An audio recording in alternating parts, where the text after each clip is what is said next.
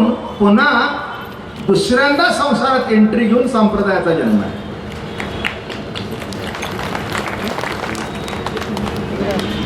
निवृत्तीनाथांनी संसारातून निवृत्ती घेतली होती. बायको असून खोटं बोलले, मला बायको नाही का, तर परमार्थाच्या तर ठीक आहे, त्याला प्रमाण सुद्धा आहे, देव जोडे तरी करावा आदर. रामानंदाने विचारलं, तुझं लग्न झालंय, बायको आहे नाही, आईबाप आहेत नाही,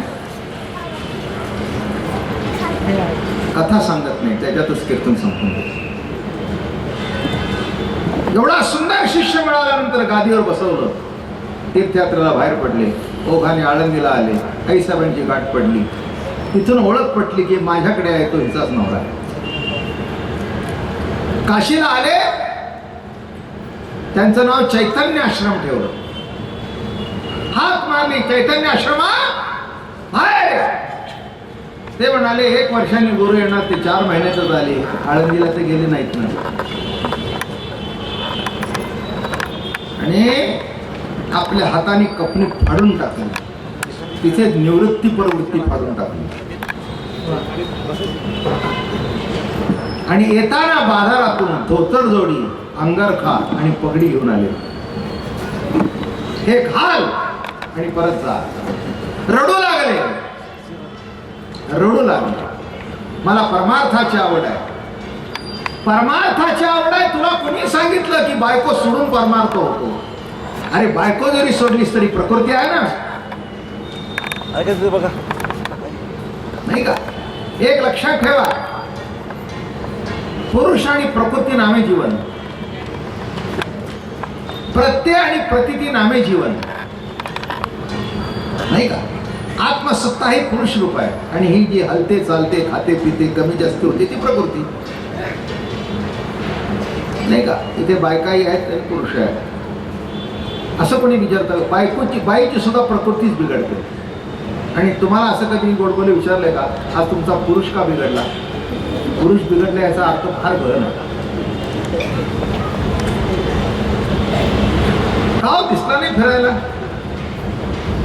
नाही, 4-5 दिवस ताप आला, हा म्हणजे तुमचा पुरुष बिघडला नाही. पुरुषाची बिघडते तेव्हा प्रकृतीच, आता नीट लक्षात घ्या. आणि बाईची बिघडते तेव्हा प्रकृती. याचा अर्थ असा आहे, प्रकृती आणि पुरुष नामे जीवन, शिवशक्ती नामे जीवन, विठोबा रुक्माई नामे भजन. माझं बोलणं कळलं का? लक्ष्मी नारायण की, म्हणजे प्रकृती आणि पुरुष हे भिन्न असू शकत नाही.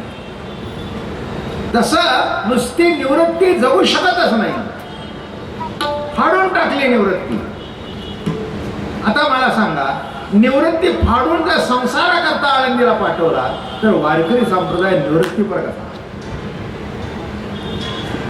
पण मधला काळ असा होऊन गेला की वारकरी संप्रदायाचा प्रभाव समाजावर पडू लागल्यानंतर अनेक विद्वानांनी त्याच्यावर टीका टिप्पणी सुरू केली.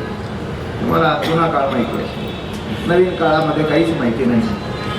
माऊलीची पालखी दिसते, माऊलीची दिंडी दिसते, लाखोचा समाज असतो, पण ही दिंडी किती खटपटीतून बाहेर पडली आहे हे ज्यांना इतिहास माहिती आहे त्यांनाच कळेल. काळ कुठे, रिकाम टेकडे, काय उपते, काय काय तुकाराम महाराज बायकोकडे लक्ष नाही, मग हे द्यायला होते का? त्यांच्या वाडवडिलांनी मनी ऑर्डर पाठवली होती तुकाराम महाराज.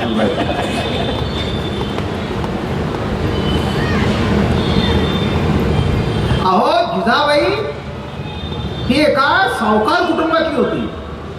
अप्पाजी गुळवे पुण्याची, सावकार अप्पाजी गुळव्यांची मुलगी होती. सावकार भिकाऱ्याला मुलगी देईल का? साधं तरी लॉजिक काढून घ्या हो. सावकार कधी भिकाऱ्याला मुलगी देईल? बिलकुल देणार नाही.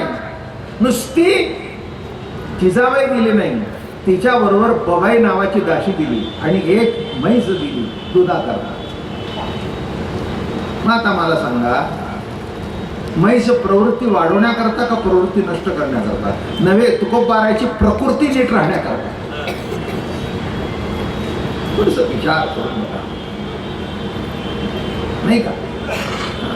वादाचे मुद्दे मी काढत नाही, काही काढायची गरज नाही, तिथे कुणी वाद घालायला आलेलं नाही. पण वाद निर्माण झाले आणि गैरसमजूत कशी झाली तेवढं सांगायचं. कारण अभंगच गमतीचा आहे. जोडो निळा धन सोने रुपये आम्हा मृत्तिके समान. आता काय झाला? सोने रुपये आम्हा, त्याचा अर्थ असा आहे, पांडुरंगाच्या वारी पुढे, पांडुरंगाच्या भजना पुढे आम्हाला सोने रुपये मृत्यू समान आहे. आणि सोनं रुपये मृत्यू समान म्हटलं तरी चुकत नाही. हे मातीतूनच जन्माला आलंय. सोनं कशातून जन्माला आलं? रूप कशातून जन्माला आलं? मृत्तिके समानच. आणि एक सांगू का, ज्याला गरज आहे त्याला सोनं, ज्याला गरज नाही त्याला मातीच. नाही, न्याय करणे अर्थ बघा ना काय. ज्याला गरज आहे त्याला त्याची किंमत, गरज नाही त्याला शून्यवत. मृत्तिके समान. तो म्हणला तुझं सोनं घ्या रे, म्हणला मला नकोच आहे, पण फुकट देतो, पण म्हणला फुकट देऊन सांभाळायचं कोणी? माझं बोलणं कळलं? तसं वारकरी संप्रदाय हा निवृत्तीवर संप्रदाय नाही आहे, पण त्याबरोबर प्रवृत्तीत सुद्धा अडकलेला नाही. सुवर्ण मध्ये ज्यांनी साधला तो वारकरी साधला. कपनी घालून भगवावेश करून मोठी मोठी पदवी मिळवण्याकरता 60-60 लाख रुपये घ्यायचे, हेच घडतात. माझं म्हणणं कळलं का? या सगळ्या ज्या पदव्या आहेत, एक एक केवढं मोठे आखाडे, केवढे मोठे अब्जावधी रुपये आहेत, ते सरकारची हिंमत नाही हात लावायची, नाही का? मी कशा करता सांगतो, कोणाच्या विरुद्ध किंवा कोणाचे अंक नाही आहे, ज्याने त्याने आपापला परमार्थ करावा. पण वारकरी संप्रदायाने संसाराची निंदा केली. हे बघ, एक बाईचा नवरा बाहेरगावी गेला, 6 महिने गेले, 7 महिने गेले, फॉरेनला गेले. ते रोज पत्र जायचं, मला काही बरं वाटत नाही, घर बरं वाटत नाही, मला दार बरं वाटत नाही, मला चहा बरा वाटत नाही.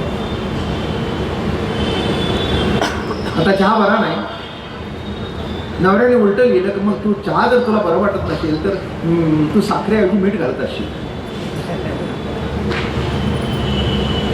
ती म्हणाली, अहो असं कसं म्हणता होतं, मला एवढं सुद्धा कळत नाही का? काय तुम्ही बंगला बांधलाय, लाखो रुपयाचा पलंग आहे, लाखो रुपयाची हजार गाडी आहे, नोकर खाते आहे, पण ज्याच्याकडे बघून जागावं तोच जर घरात नसेल, हरी विना शून्य शेजार. काय म्हटलं मी? ज्याच्याकडे बघून जगावं तो जर मालक जर घरात नसेल, गाडीची काय किंमत? अरे गाडीची किंमत तेव्हा आहे जेव्हा मी तुमच्या शेजारी बसून गाडी जाते. तुम्ही शेजारी असावं, मी तुमच्या शेजारी असावं, आणि मग गाडीतून फिरायला जावं. तर ती गाडी कुणाला घेऊन जाऊ?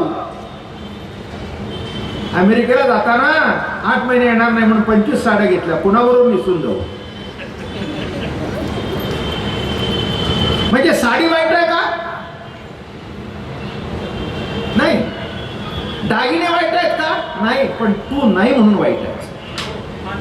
तसं संसार वाईट नाही. संसारामध्ये प्रभू तुझी प्रतीती येण्याच्या ऐवजी विषयाची वस्तूची प्रतीती, ते म्हणून संसार वाईट आहे. संसार वाईट नाही.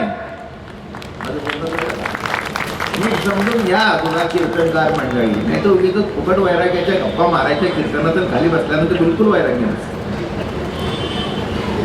मी टीका टिप्पणी करतो असं नव्हे, समजून घेणं आवश्यक आहे. वारकरी संप्रदायाचं वैराग्य आहे जोडून या धन उत्तम व्यवहार. एक म्हणून सांगू का, तुम्हाला धन जोडावं लागतच नाही, तुमच्या प्रारब्धानुसार येतच असतं. कोणी म्हणतील पैशाच्या मागे लागले, तू लागून बघ ना, एक दिडकी तरी तुझ्या हातात येते का बघ. माझं बोलणं कळलं का? ज्याचं प्रारब्धेची जोडे धन, प्रारब्धेची जोडे मान. बरं का, हे जर सत्य वचन आहे. एकदा आबा एकाला बोलले, कोणीतरी काहीतरी बोललं, हैदराबादला झाले, आणि कोणीतरी काहीतरी बोललं. अरे ते म्हणले, द्या ना बाबा महाराजांना सोडून, मला तो मोठा मुलगा आहे माझा. अरे प्रारब्धेची जोडे धन, प्रारब्धेची जोडे मान. त्याला मान मिळतोय, तुमच्या का पोटात दुखतंय? प्रारब्धेची जोडे धन. एक सांगू का, नको म्हटलं तर धन मागे लागेल आणि पाहिजे म्हटलं तर हातातून निघून जाईल. वागडे तुमच्या हातून कार्य घडावं म्हणून तुमची नेमणूक झालेली आहे. तुम्ही काय कुठे कर्तृत्व केलं म्हणून नव्हे. माझा कोणाच्याही कर्तृत्वावर विश्वास नाही, माझ्या सुद्धा नाही.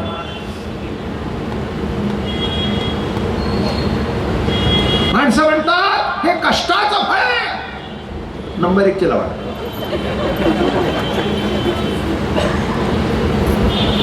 माझ्या प्रश्नाला उत्तर द्या, पण कीर्तन झालं नाही. अरुणराव तुम्ही सांगा. आता ते दिसत नाही. पूर्वी रस्त्याला दगड फोडणारे असायचे ना, एक ब्रासचं ते चौकट असायची आणि तेवढं भरलेलं एक ब्रास, तेवढं काहीतरी 25 रुपये 10 रुपये. म्हणजे 4-4 दिवस उन्हात राबून सुद्धा पोटाला मिळत नव्हतं. मग कष्टाला फळ मिळायचं तर त्याला जास्ती मिळायला पाहिजे. फोनवरून सट्टा करतो, हॅलो लिया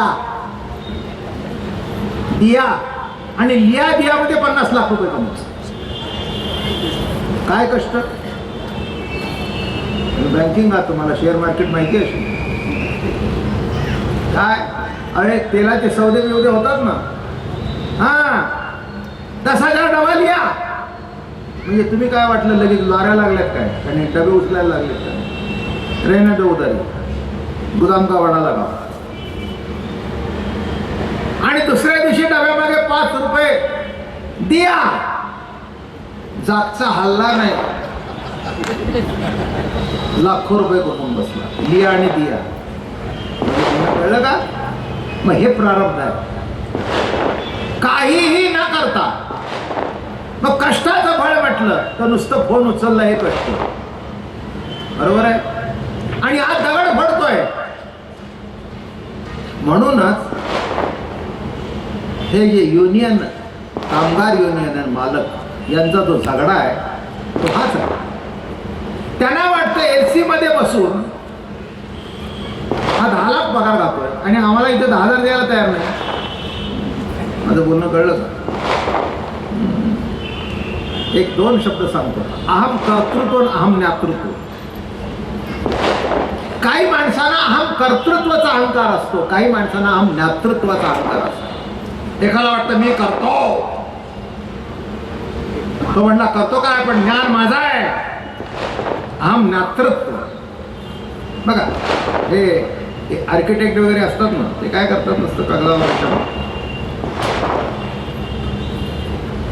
ते डिझाईन वगैरे करतात आणि त्याच्यावर त्यांना टक्केवारी असते.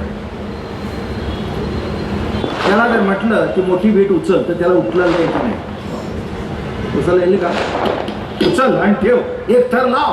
आर्किटेक्ट तो म्हणला ते माझं काम नाही. नुसत्या रेगोट्या मारल्या, त्या रेगोट्या त्याच्याशिवाय दुसरं कोणाला कळत नाही. बोलणं कळलं. एक मोठा इंजिनियर होता. बायको आपली साधी केली, साधी सुधी बायको. जेवण चांगलं करता येत होतं, घरी गेले पुरणपोळी करतो. मला बात झाला, आपलं काय करायचं जास्ती पाहिजे. मर्यादा पाळणारी बायको होती, तशाच असाव्या. कळलं तर आनंद आहे.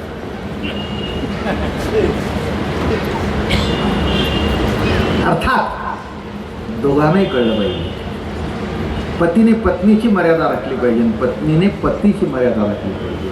असं दोघ मग एकमेकाची मर्यादा राखतात, तेव्हा संसार सुखाचा होतो.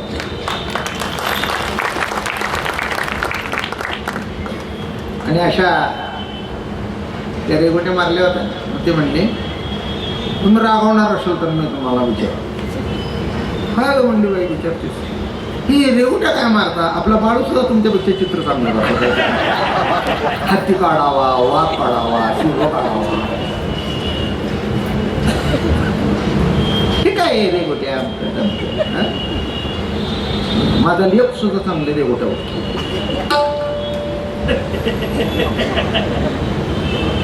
म्हणलं माझी आई तुझ्या ज्ञानाबद्दल मला चॅलेंज करायचं नाही, कारण आहे ते ज्ञान तुझं बरोबर. कारण याच्यात आकार दिसतो ते उकार दिसत नाही, मकार दिसत नाही, नुसत्या उभ्या आड्या रेखाड्यात. मग कुठे पिवळं कुठे लाल, काही बोलला नाही. मग 1-2 दिवसांनी सांगितलं जरा आपल्याला बाहेर जायचंय बरं का, त्याचं मोठं धरणाचं काम चाललं, आपल्याला बाहेर जायचंय, कपडे उपडे करून चल. साहेबाची बायको आहे सर, नीट नीटची कपडे करून, आणि ती ओपन जीप घेतली, त्याला असं प्लॅन बिन लावायची जागा शेजारी एवढी केली. हे बघ ही एवढी लाईन मारली, ही एवढी, हा जवळजवळ 10 किलोमीटरचा रस्ता. ही एवढी लाईन मांडण्याने जवळजवळ 10,000 माणसं काम करतात.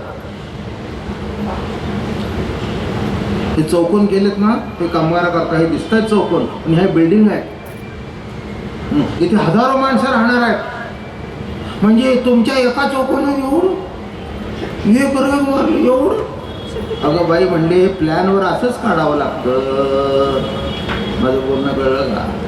हां, मग पाठ दाखवले होते, अमकं दाखवलं होतं, हा गेला तो पाण्याचा पाठ आहे, इथे पाणी नाही आहे, इथे डोंगरातून पाणी आणलं, ही पाईपलाईन आहे. अरे बापरे, अगं तुला कळलं नाही, या कागदाची किंमत अब्जावधी रुपयाचे कागद आहे. हा या कागदामुळे अब्जावधी रुपये खर्च होणार आहे, तर लोकांची सोय होणार आहे. तुला रेकॉर्ड दिसत आहेत, पण मला ती धरण दिसतंय. तसं आपल्याला जगत दिसतंय, पण संतांना परमात्मा दिसतंय. काय सांगितलं मी? म्हणून तुम्ही संसार रेगोट्याच मारत बसला. काय म्हटलं मी? संसार रेगोट्याच मारत बसा. मग आता मला सांगा, इथे काय घडलं? तर निवृत्तीनाथ परत आले, आणि एक सांगू का, संन्यास आश्रम टाकून जे आले त्याच्यातून वारकरी संप्रदायाचा संसार उभा राहिला. किंबहुना ते जर परत आले नसते तर आज बाबा महाराज इथे कीर्तन करत नसते, आणि तुम्ही कीर्तनाला आला नसते. ही एक परत पाठवण्यातून संसार उभा राहायला घडलेली क्रांती. मग आता मला सांगा, सोडून दे सांगितलं नाही का? तुकाराम महाराजांनी बायको सोडून दे सांगितलं नाही. बायको सोडून देऊ नकोस, पण बायकोत अडकून राहू नकोस. अतिशय महत्वाचा भाग. काय सोडायचं काही कारण नाही, आपला मुद्दा झालाच होता इथे. तुकाराम महाराजांनी पहिली गेली तर दुसरी गेली. अहो, एक लक्षात ठेवा, मी पुन्हा बदल बोलत नाही. नको तिथे तोंड घालण्यापेक्षा आपल्या हक्काचं असलेलं वाईट, हे बघा, काम बिलकुल वाईट नाही. ज्याच्यातून तुमची उत्पत्ती झाली आहे त्याला वाईट कसं म्हणतात? वापरला वाईट तर वाईट आहे, ते अध्यस्त कारण नाही जन्माचं, म्हणून त्याला पुरुषार्थ म्हटलंय. कळलं का नाही? धर्म, अर्थ, काम आणि मोक्ष. संतांनी सुद्धा कामाला नावं ठेवलं नाहीये. अहो, पुरुषार्थ आहे तो, ज्याच्यातून पुढची पिढी जन्माला येते. बरोबर आहे ना? नाही, मला सांगा, पुढची पिढी जन्माला येणे जर पाप आहे तर लग्न, हे बघा, लग्न म्हणजे काय हो? 2 तरुण पोरं एकत्र आणणे, बरोबर आहे? आणि त्याला काय म्हणायचं, आणि त्यांना पाठवून द्यायचं लग्न झाल्यावर. कशा करता? देवपूजा करण्याकरता.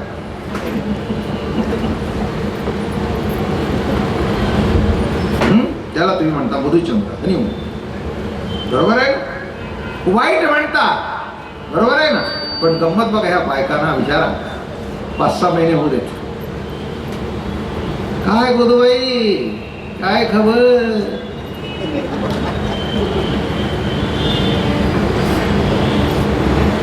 6 महिने झाले बाय, आमची तर दुसरी. हे तिला सांगायचं.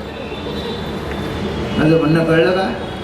आणि ती जी सुनेला जाच करत होती, ती दिवस गेल्याचं कळल्याबरोबर धावपळ करू नको, मी तुला आणून देईन, डॉक्टरने सांगितले विश्रांती घे, ट्रान्सफर सी. काम जर वाईट आहे तर त्याची निर्मिती वाईट आहे का? वाम मार्गाने गेला तर वाईट आहे, नाही तर त्याच्या इतकं मंगल जगतामध्ये दुसरं कोण नाही. म्हणून लग्नाला मंगल कार्य म्हटलंय, अमंगल कार्य म्हटलं नाही. समजून तरी घ्या. एक आमचे महाराज सांगायचे पुढे, लग्न केलं म्हणजे खोटं नाणं पत्र घेतलं. आता तू केलं नाहीस, तुझं खोटंच असेल म्हणून केलं नाहीस. काय कठीण आहे बुवा. अहो विश्व कसं निर्माण झालं माहितीये का?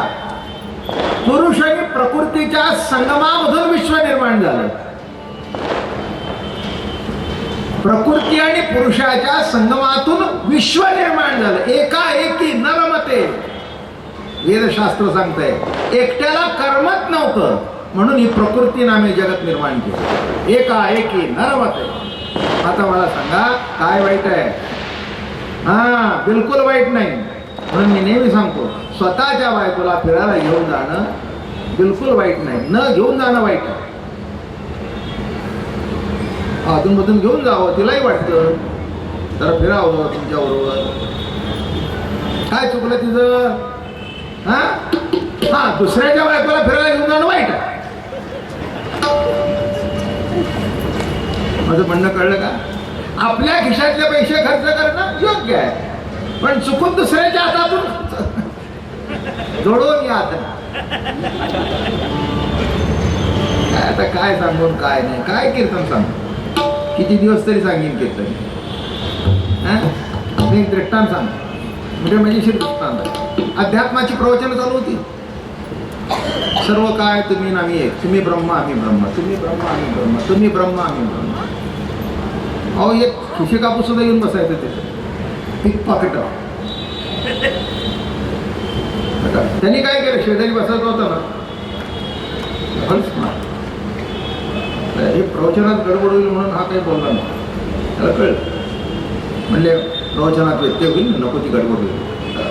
आहे जवळच आहे. प्रवचन झाल्यावर तो उठायला लागला. आम्हाला म्हटलं मला उठता येत नाही, जरा बसायचं.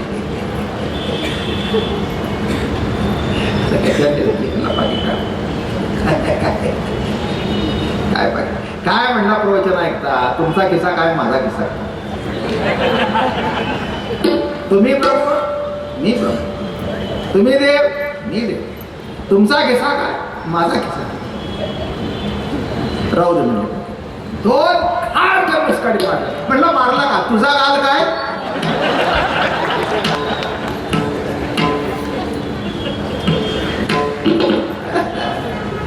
माझ्या खिशातलं पाकिट तुझ्या खिशात, तुझं काय माझं काय? मग तुझ्या दोन काठभड कुठे मारले, माझ्याच नाही मारले. नाही म्हणलं आता करणार नाही. उत्तम व्यवहार का? माझं बोलणं कळलं का? जोडून या धन, पैसे मिळवू नको असं कोणी सांगितलं नाही. आणि यायचं असेल तर तुमच्या दारात चालत आल्याशिवाय राहणार नाही. जेवून ठेवा तुम्ही. नको म्हणा तरी येईल. ते म्हणा नको आहे, नको आहे म्हणलं तरी दारात चालत. काय गमत आहे नाही का? ज्याचा त्याचा योग असतो. आता तुम्हाला समर्थ संप्रदायाचा अभ्यास भरपूर आहे. तुम्हाला माहिती आहे रंगनाथ स्वामी समर्थांची गोष्ट. समर्थ वैराग्यशील आणि रंगनाथ स्वामी अगदी पितांबर चांदीचा पाठ पेट होता विडा अगदी राहणार. समर्थाने त्यांचं वागणं आवडायचं नाही. एक दिवस पत्र लिहिलं, एका कीर्तनात मी ऐकलं ते. घोडा कशाला, अब्दागिरी कशाला, चांदीचा पाठ कशाला, आमच्यात कशाला, तुमच्यात कशाला, खाली तर काय काय करावं? ते म्हणजे आपले मोठे बंधू आहेत. मग यांनी लिहिलं गाडी कशाला, आमचं कशाला, तमचं कशाला, तमचं कशाला. शेवटी लिहिलं प्रारब्ध जर भोगल्याशिवाय सुटत नाही, हे जर तुमचा सिद्धांत आहे, हे मला नको आहे, पण हे भोगल्याशिवाय सुटत नाही, त्याला मी काय करू? पुढचं ऐकण्यासारखं जाऊ द्या. म्हणजे आपले ज्येष्ठ बंधू आहेत त्यांचं ऐकावं. म्हणून एक दिवस आश्रमातून म्हणाले, फक्त शाल घेतली बरोबर, निघाले. पाठीला गेल्या कारणाने कोणाचं लक्षही नव्हतं आणि गेले लांब 7-8 किलोमीटरच्या पुढे जाऊन विहिरीचं पाणी पिले आणि शाल घेऊन झोपले. रोज चांदीच्या ताटात जेवण, थाट माठ सगळं ऐश्वर्यवंत होते. काही नाही, समर्थ म्हणतात ते बरोबर. ज्येष्ठ म्हणतात ऐकलं पाहिजे, कोणाचं ऐकायला पाहिजे. आपण आपला धाट्ट काय करायचं? तितक्यात त्यांचा एक शिष्य घोड्यावर बसून तिकडून आला. ती शाल लाल गर्द होती, जरीशी. हे आपल्या गुरु महाराज तरी असले पाहिजेत ना, ते चोरांनी तरी चोरली असली पाहिजे. गुरु महाराज तर इथे येणार नाही, मग शाल कशी आली? तितक्यात हे उठले, तोंडावरती शाल काढली, बघितल्यावर पाय म्हणले महाराज तुम्ही इथे? नाही नाही म्हणले, सोडलंय. हा तुम्ही काय सोडलंय म्हणले, पण आम्ही कुठे सोडले तुम्हाला? येताना चालत आले, आपला 1000 रुपयाचा घोडा, घोड्यावर बसून तुम्ही जा महाराज, मी चालत येतो. ते म्हणले आता सांगा मी काय करू? मैं छोडती मगर वो छोडती नाही. मी सोडायला तयार आहे, पण ते सोडायला जर यायचं असेल तर येणारच. पाऊस मगाशी आला, तुम्हाला वाटलं येणार, त्यांनी आशीर्वाद दिला.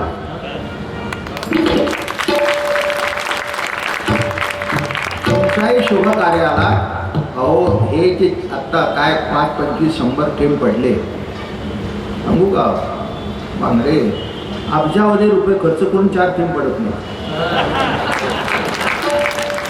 आणि आपलं कीर्तन झाल्यावर वर्षाव झाला, आता किती वर्षाव झाला? गंमत आहे. वर्षाव होणं म्हणजेच वर्षाव होणं. आता मला सांगा किती साधी गोष्ट आहे. मग आता मला सांगा मी करणार न करणार सोडून दे, काय घडतं ते बघत राहा. म्हणून जोडून या धन उत्तम व्यवहार आहे. उत्तम व्यवहार कर, पुन्हा लांडीला बाडी करू नकोस, फसवण्याची भावना ठेवू नकोस. एक लक्षात ठेवा, कुणाला फसवायची भावना ठेवू नका, कुणी तुम्हाला फसवणार नाही. आणि एक तुम्हाला सांगू, मला आयुष्यात भरपूरांनी फसवलं. मी काय म्हणतो माहिती आहे का त्याचं? मी फसलो नाही, तू फसलास. 100% तू फसलास म्हणून समज. फसलास म्हणजे गॅरंटेड फसलास, कारण मी तुझ्याकडे सद्भावनेने बघितलं. तू फसवशील म्हणून मी तुला जवळ केलं नाही, मी तुझ्याकडे सद्भावनेने बघितलं. तू मला फसवलंस, मी फसतो नाही, तू फसलास. माझी भावना तीच आहे. आणि गेलेले पुन्हा परत येतात. महाराज कालच्याच वारीमध्ये 12 वर्षापूर्वी, कालच्या वारीमध्ये सांगितलं लक्षात, कोणीतरी कॅसेट जवळ भाव आणि त्याच्यातून 100 रुपये त्यांनी काढून दिले. 12 वर्षापूर्वी तो म्हणला 12 वर्ष मला रात्रभर झोप लागली नाही की महाराजाच्या ह्याच्यातली 100 काढली, म्हणून म्हणलं आज तुम्हाला द्यायला.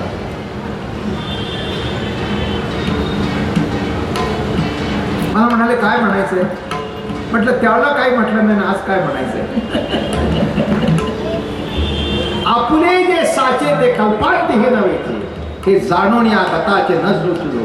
जे आपलं आहे ते कोणी हिसकून घेऊ शकणार नाही, आणि जे आपलं नाही ते तुमच्याजवळ ठेवायला लिहून ठेवा. म्हणून जोडून या धन उत्तम व्यवहार. अजून 50 शाखा करा,